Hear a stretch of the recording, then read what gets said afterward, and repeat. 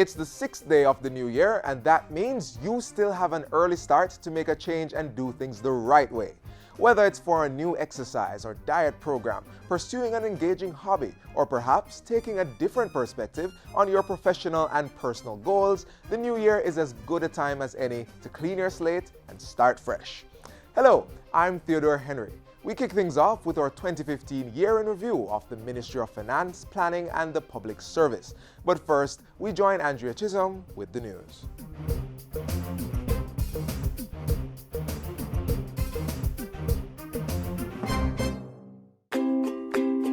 Jamaica, among the top 10 most improved economies in the world. That's right, our island's business environment has advanced to the extent that the World Bank has noticed. The multilateral agency has named Jamaica one of the most improved economies globally in which to do business in its newly released Doing Business Report 2016. This ranking is attributed to Jamaica's implementation of 4 major reforms over the past year. Investors have noticed too and are coming on board. So let's continue to work together to make Jamaica the place of choice to do business.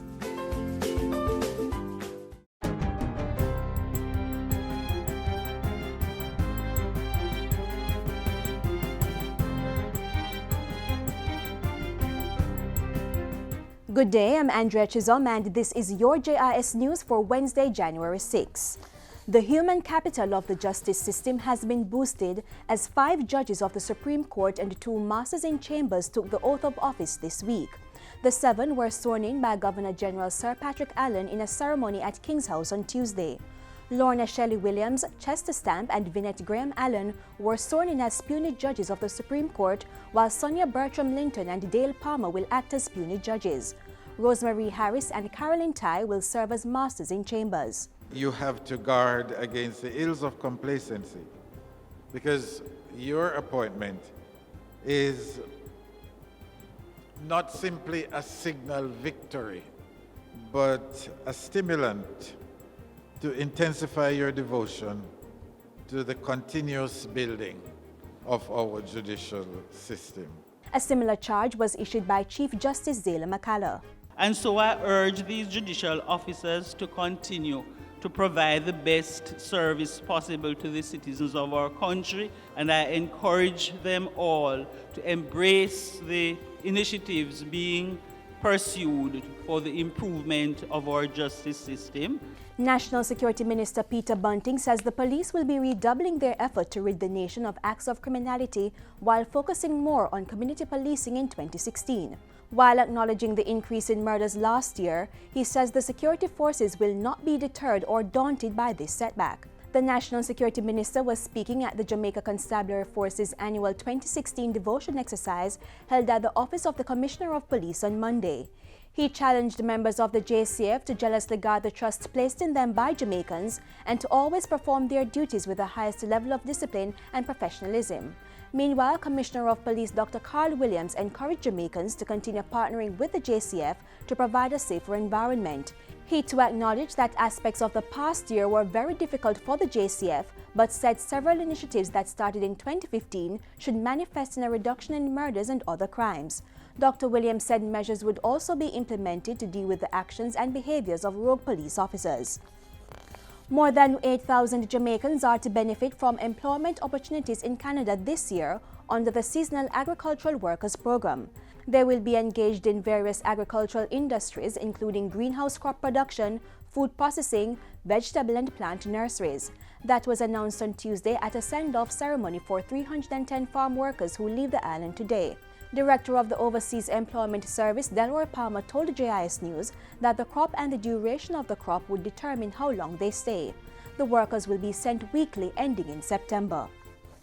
Government is urging domestic and commercial builders to pay greater care to environmental factors to ensure the safety of their developments. While addressing Tuesday's launch of Earthquake Awareness Month, Local Government Minister Noel Arscott stressed that unplanned development was one of the major factors resulting in Jamaica's vulnerability to earthquakes. Particularly on hillsides, in urban and rural areas, and I would say, of course, on the river or gully banks. This improper creation of residential settlements is a huge contributor to massive land slippage, debris flows, and soil erosion.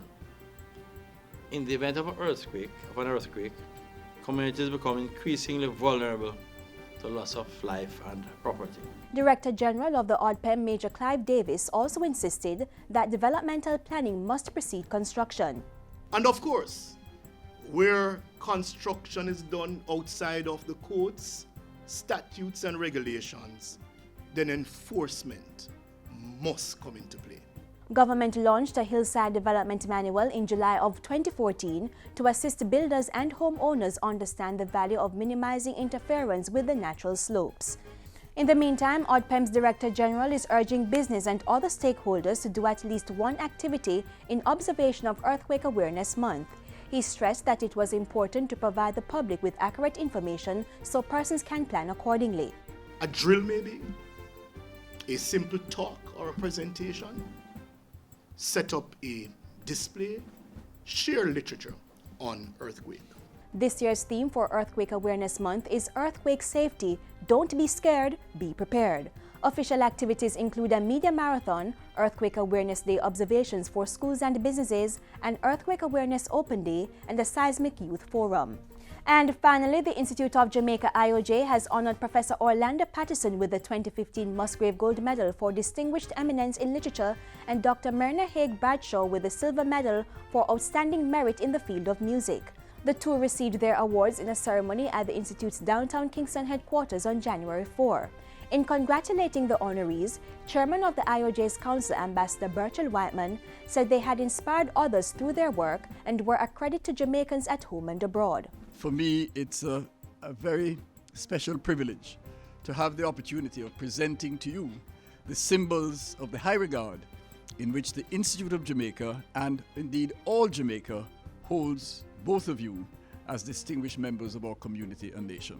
A historical and cultural sociologist, Professor Patterson is the author of numerous academic papers and 5 major academic books, including Slavery and Social Death, Freedom in the Making of Western Culture, and The Ordeal of Integration.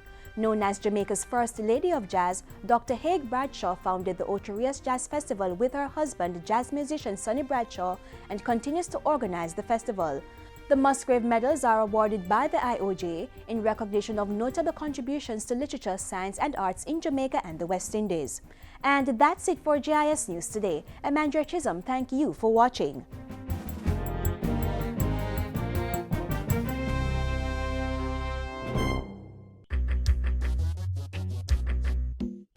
Nutritious food, succulent dishes, superior workmanship, and excellent service.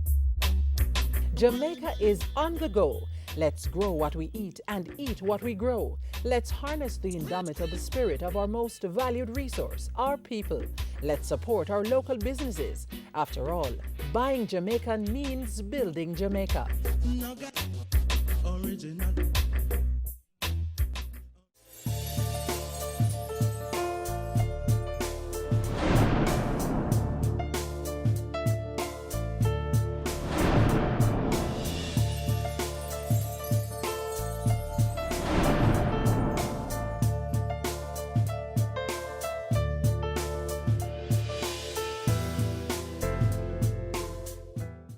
Many times, before we can move forward, we have to look back so as to get a good grasp of where we stand. That's what we will be doing in our next feature as we review how the Ministry of Finance, Planning and the Public Service managed the country's affairs in 2015.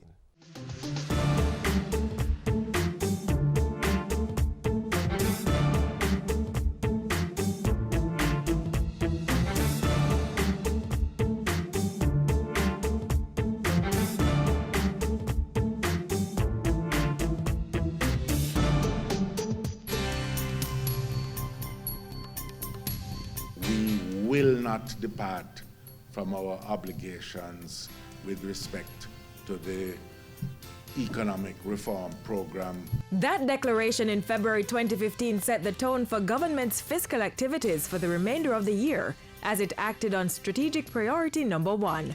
By doing that, Jamaica was able to maintain its track record, pass all IMF tests in 2015, and receive about $159 million more from the multilateral agency. The program is on track, and policy implementation remains strong.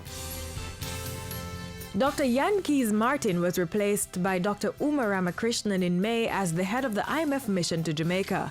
And in November, Dr. Ramakrishnan announced that Jamaica's primary surplus target would be reduced from 7.5%.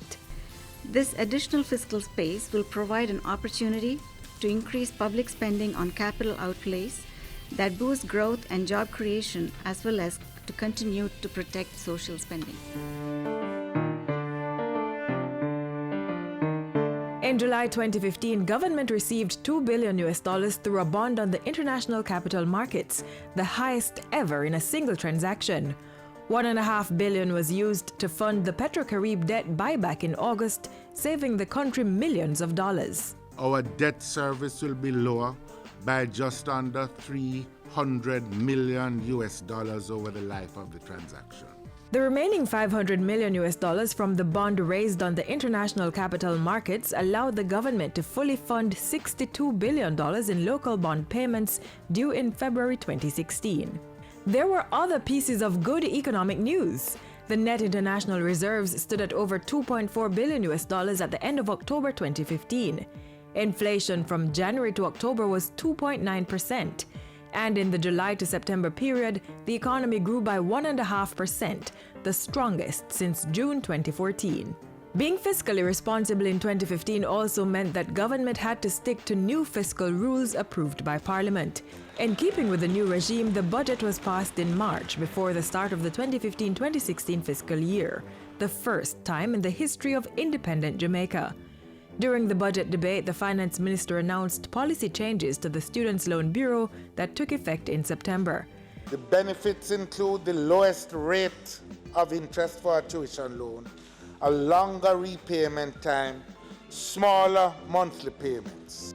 On the issue of tax reform, the withholding tax on specified services was implemented in September. Tax Administration Jamaica TAJ also rolled out the new S04 form to make it easier for self-employed persons to file their tax returns. TAJ's web-based Revenue Administration Information System also became operational in December. In the year that was, the Finance Ministry ensured there were more opportunities for businesses to grow and develop.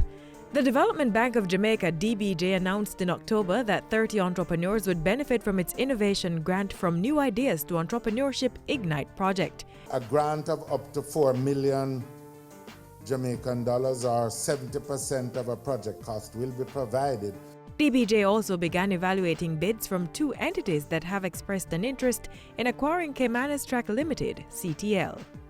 Government also announced that a contract was signed with Citibank to facilitate 8 million barrels of crude oil under the oil hedge program.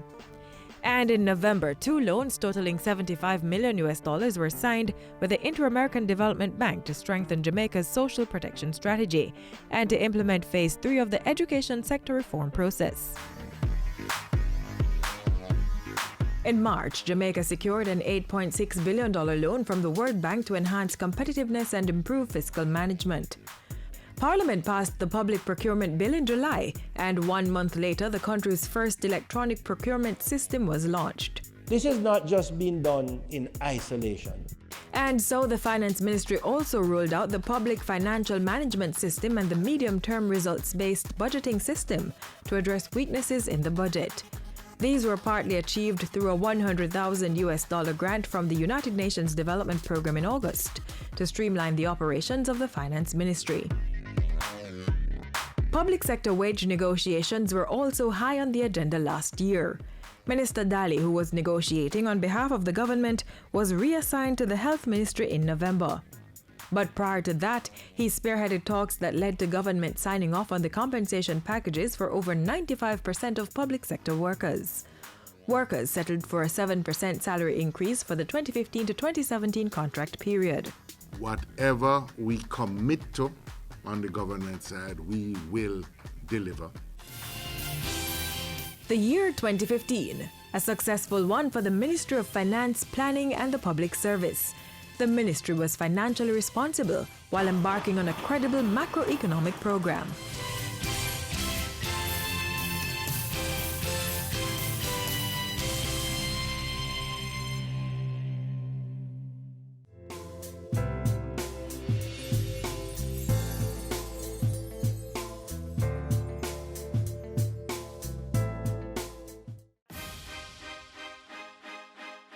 Health sector improvements in 2015, physical infrastructure and equipment upgrades, implementing systems of excellence for higher, more affordable health care for all Jamaicans.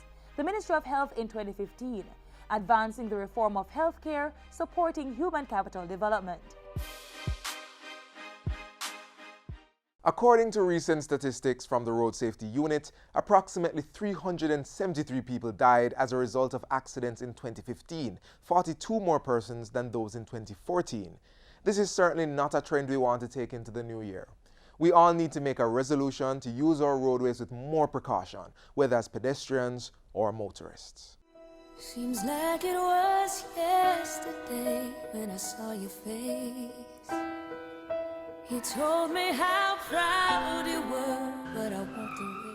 Many Jamaicans say they would never commit suicide, but some of us are attempting to do just that each day, and we don't even know it.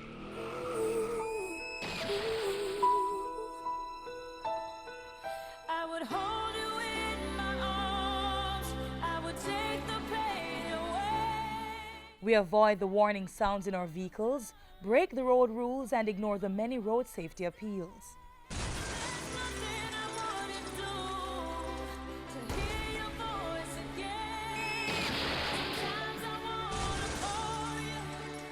Last year alone, 330 persons died as a result of traffic crashes. Since 2001, 4,791 precious Jamaicans have been needlessly killed. According to statistics from the Road Safety Unit in the Ministry of Transport Works and Housing, excessive speeding is one of the major causes of road fatalities in Jamaica. There are three basic speed limits in this country in built-up area 50 kilometers, but with a proviso that in school zones there has to be a reduction in that speed.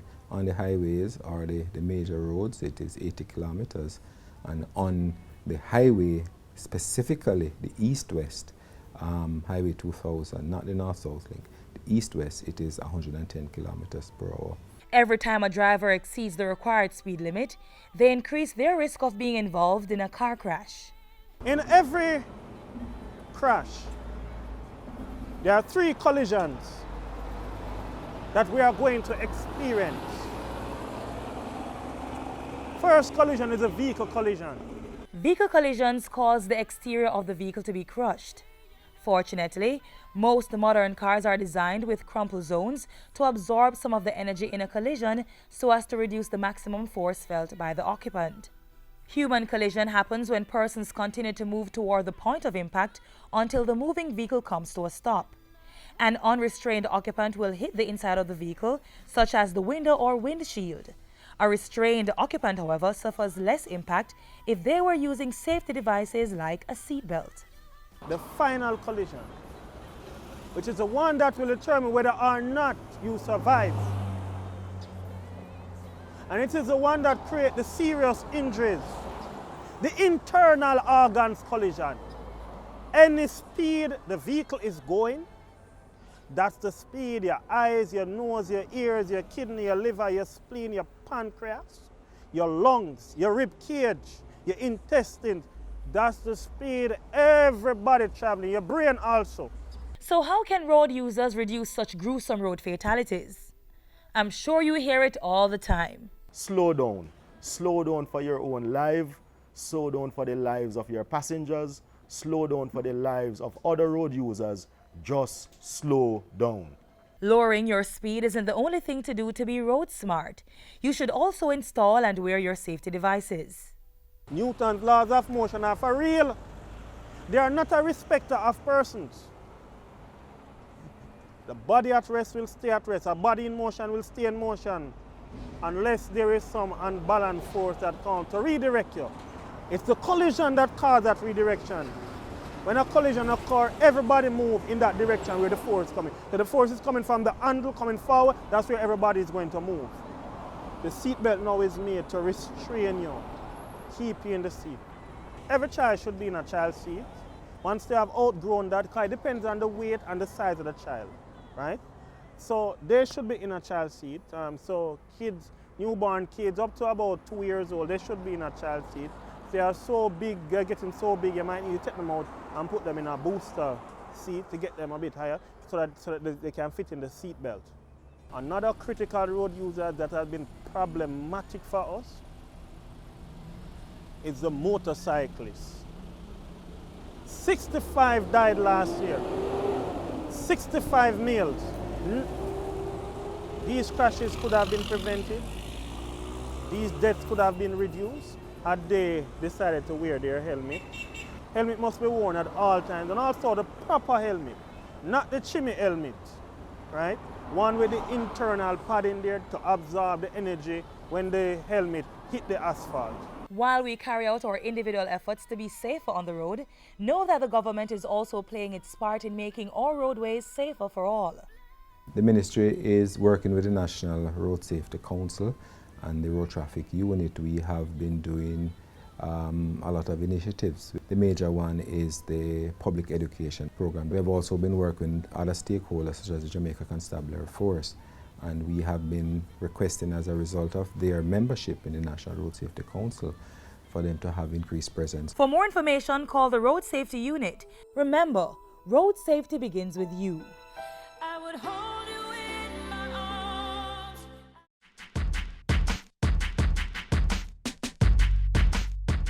What's on your career growth plan for 2016? And how do you intend to achieve these goals? Today we share with you in a two-part series some insights that can put you in the driver's seat. Number 1, reflect on 2015. Kickstart your career growth plan by reflecting on your failures, your successes, near hits and misses. Take some time to consider what you learned and enjoyed from the last year and what you want to leave behind. Get some clarity by documenting how you directly impacted your company with your specific skill set. Number 2, research job trends. Research current job and career trends. It may not be realistic to change careers right now, or it may be entirely possible to make some advancements with careful planning and new certifications or degrees. Either way, you won't know until you've done some solid research on where your field is heading. Number 3, identify your new career goals. Once you've reflected on what went right and wrong in 2015 and researched job trends, jump right in. It's time to do and not just think. You may need to take on new responsibilities at work or even get a new degree. Number 4, create your own career marketing plan. It's up to you to turn your career into a thriving venture and to position yourself as a coveted asset. Create your own marketing plan to generate buzz and give your credibility a boost.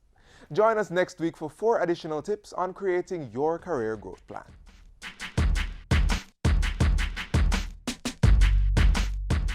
This is the Aedes aegypti mosquito that spreads the Zika, chikungunya, and dengue viruses. Search for its breeding sites and destroy them. A message from the Ministry of Health, sponsored by the NHF. We all like to keep our homes spick and span right throughout the year. It should also be the same for surroundings and communities. So this year, we should all try our best to not dirty up Jamaica. Keep we island clean, so clean. From the peaks to the beach, so clean. No dirty up Jamaica, please don't do it. Keep we island clean, so clean. From the peaks to the beach, so clean. No dirty up Jamaica. Jamaican people, really? You know, we can do better. The beaches, Jamaica is known for its beautiful beaches. And if we continue to litter it and stuff like that, then nobody will want to come here. When we have blockage of drains and all that, we blame the government. And yet we are the ones who facilitate that. The amount of garbage littered on Jamaica's streets is astounding, if not embarrassing. The government is paying out millions of dollars annually just to get rid of garbage. The Tourism Ministry alone is spending more than $560 million this fiscal year on cleanup programs.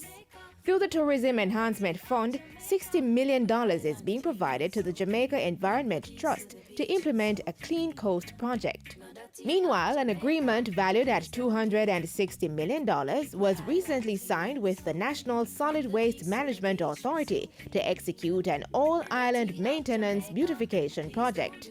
We have a $140 million program to do the North Coast Highway and over another $100 million that we are using for the cleanup of the best of the island. Money that could be spent on other critical areas such as education and health.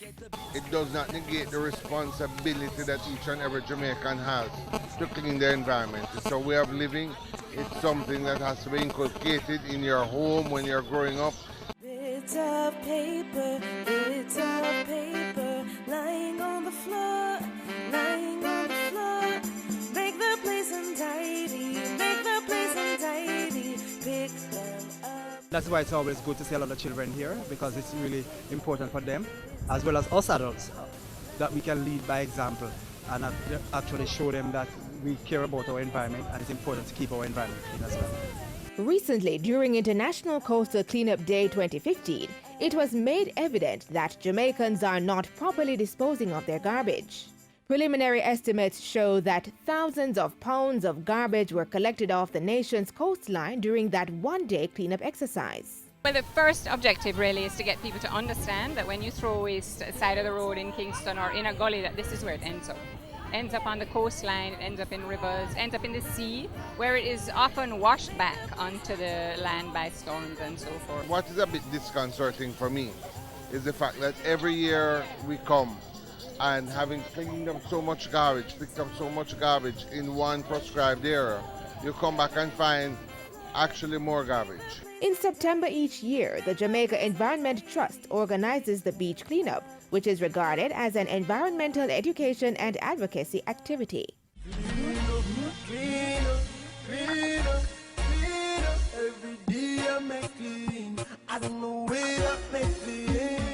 Documentation is made of the type of debris collected, and this data is used to help formulate future cleanup campaigns. The fact that people are just throwing and littering in the community, in this area, but the fact that in the communities around Jamaica, that litter is being thrown into the gullies and the drains. It's washing down, in this case, washing down like the Hope River, and then washing up on our beaches. Today we went straight down this whole stretch with, I think, about 20 girls, and we found buckets, bottles, condoms, syringes, hair rollers.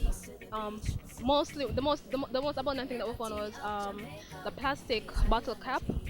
We have glass bottle, tire, fridge, TV, and other little dead debris like dead fish and so on this side. This is totally unacceptable. We have a lot that we have to do.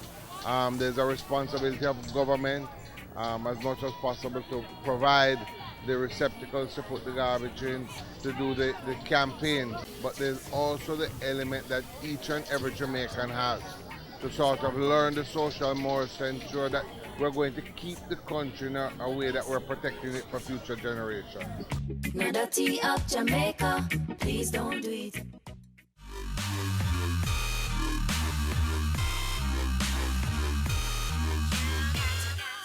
Mark Twain once said that the two most important days in your life are the day you are born and the day you find out why. This year, spend some time each day to find out that purpose, and if you already know, commit to living it each day. Thanks for watching. Remember to keep the link via our website, YouTube channel, Facebook, and Twitter pages. I'm Theodore Henry. 2016 is your year for excellence.